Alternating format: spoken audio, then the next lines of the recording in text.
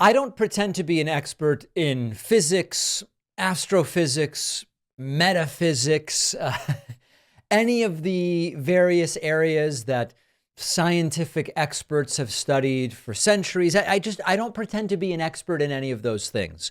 But I don't believe that we have yet invented the sort of time travel that makes the things invented or discovered that makes the sorts of things that Republicans have been claiming to try to attack Joe Biden possible. And I'm going to give you a really specific and concrete example.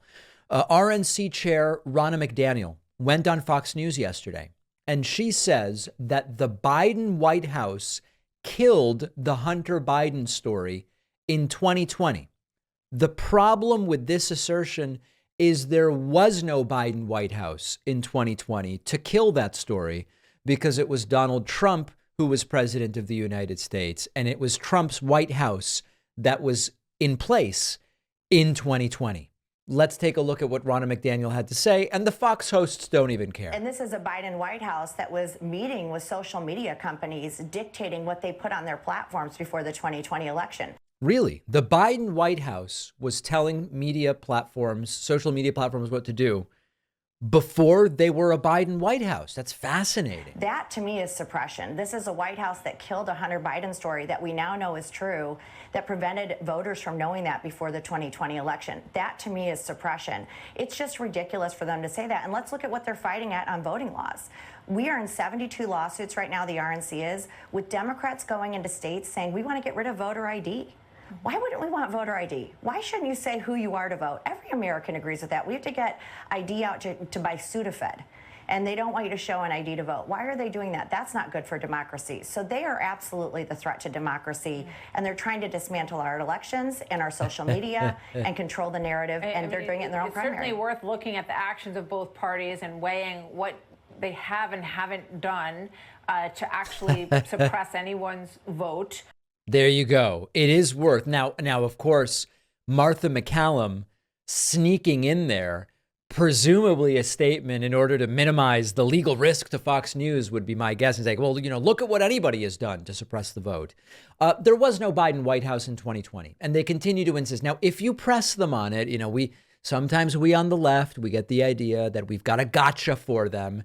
If we mention this to them, they'll just be dead in their tracks. No, they'll go, I mean the people that were working for Biden's campaign who became the Biden White House. But this is not an accident that they try to get away with saying the Biden White House, because the idea is for people who don't know any better or who don't understand how time works or don't whatever. They want to create the impression that as president, Joe Biden and his cronies are going around telling social media companies what stories to allow, what stories not to allow, etc. And again, if you press them on that, they will say, you know what? During the pandemic, they went around trying to tell social media companies, don't allow medical disinformation. The Trump White House did the same thing. The Trump White House and the Biden White House both recognized some of the overt disinformation and propaganda about the COVID pandemic is creating a problem for us to actually try to deal with the pandemic. So if you're going to go with that as when you're pushed and pushed and pushed and push comes to shove, if all you've got is the Biden White House, once it was a White House, tried to get social media companies to work with them on suppressing disinformation, the Trump White House did the exact same thing. At the end of the day, the base believes it. The base doesn't really care.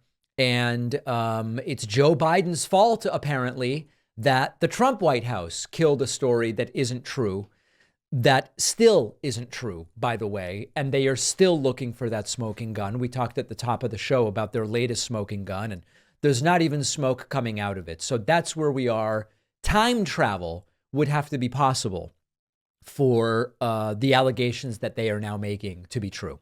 So I wrote another book for kids. The first book was Think Like a Detective. The point of the first book was to teach kids critical thinking, which Republicans don't want them to learn, because when kids learn critical thinking, they don't vote for Republicans. The new book is Think Like a Scientist. This is a fun adventure teaching kids the scientific method. Again, Republicans aren't big on kids learning the scientific method, because when they do, they're less likely to fall for Republican lies about climate change and vaccines and so many other things. You can get the new book as well as the first one at davidpakman.com/book. This is part of the Adventures in Thinking series.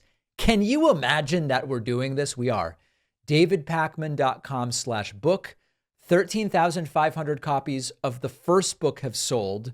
I'll bring you an update soon on sales for the second book. Think like a scientist. davidpakman.com/book.